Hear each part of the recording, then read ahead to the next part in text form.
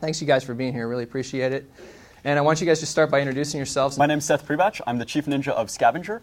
Scavenger is a mobile game. If you're not familiar with it, it's a game about going places, doing challenges, and earning points. Hi, my name is Dennis CROWLEY. I'm one of the co-founders and I'm the CEO of Foursquare, and we're based out of New York. I'm Jeff Holden. I'm the founder and CEO of Pelago. We're the makers of Whirl.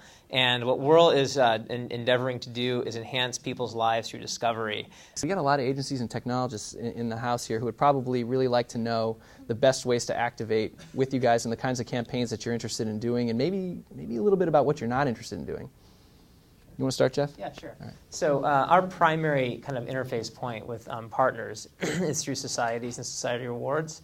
Maybe I'll actually give an example. One of the ones that we're actually really excited about, it's gone very well. It started to become kind of a somewhat mundane area, which is buying gasoline and purchases at convenience stores. So one of our partners is Murphy USA, which is, they have 1,100 gas stations and convenience stores. They're co-located with Walmart, which you probably heard of, and we were very excited about that arrangement. But what they did was we created a society for Murphy USA, what they were excited to do was try to make getting gas more fun and more interesting. And so they started off by, I know it's just, it's amazing, and by the way, it worked. I'll cut to the chase. So what they did is they stickered every single gas pump at 1,100 gas stations that says check into Whirl right now to win free gas. And what the beauty of this was, the way Society Rewards works is it's chance-based, and so there's a game you play when you check in, and you have a chance to win. And so they're giving away was $50 of free gas.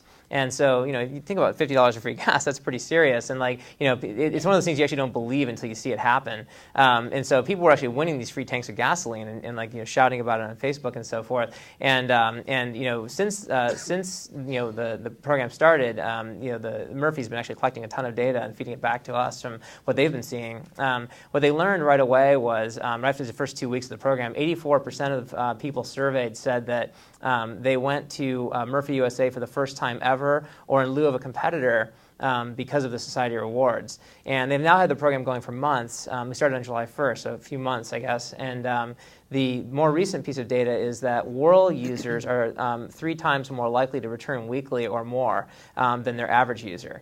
And so at this point, there's this really clear case of, they were able to activate a bunch of people, thousands in fact, and they were all able to then, retain this relationship with them and engage them. It's a really interesting, I think, use case of how, a brand can interact with a product like Whirl. We spend a lot of time trying to surface the interesting data that we collect on Scavenger to help local businesses, to help brands, to help players make intelligent decisions about where they want to go, what rewards they want to work on, whether they just want to play for fun.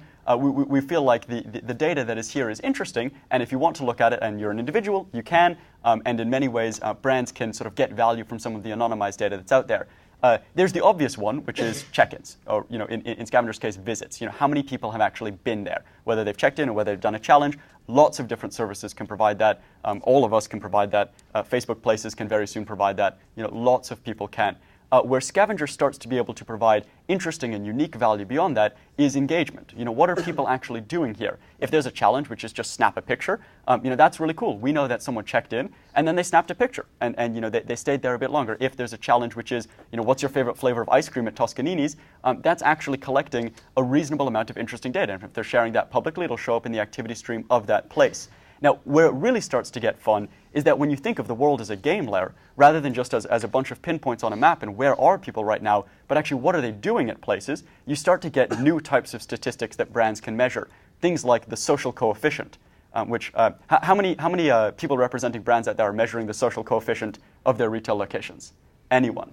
No. Okay, that's good, because we just made it up like 3 or 4 weeks ago. We didn't make it up, but we just started finding ways to measure this. And so the theory behind a social coefficient is it's the percent of people that visit your location with friends. And that's really interesting, because some places you go by yourself. You go to convenience stores by yourself. Some places, like bars, you're ideally going with friends. Movie theaters, you go with friends. Parks, sometimes you're going with friends, sometimes you're going by yourself.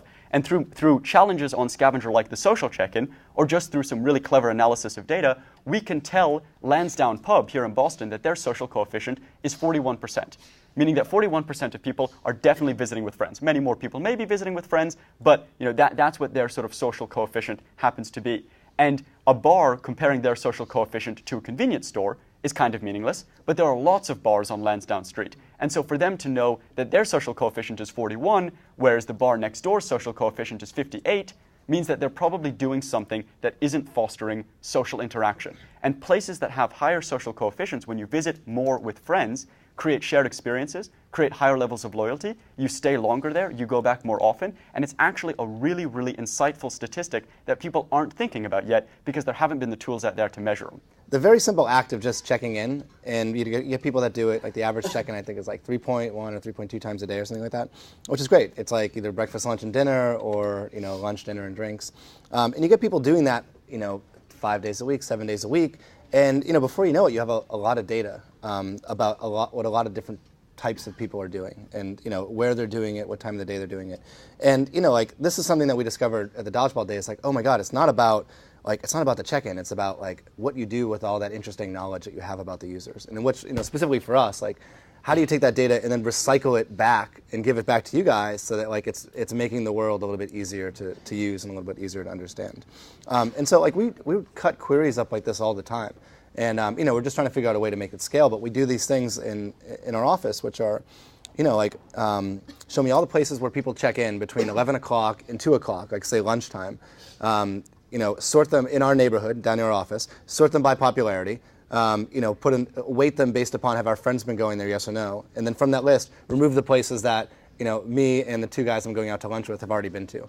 And when you do that, like for lunch spots or for brunch spots or for dinner or sushi places, you basically get a machine that just tells you the places that you'll probably enjoy because other people have done it. It's not a new trick. I mean, people have done it with, Amazon does it with books and music, and Netflix does it with movies. But we have a richer data set because we have, are people going there with other folks? Are people going there during the time of day? Are the people that are going there, are they sushi experts? Are they hamburger experts?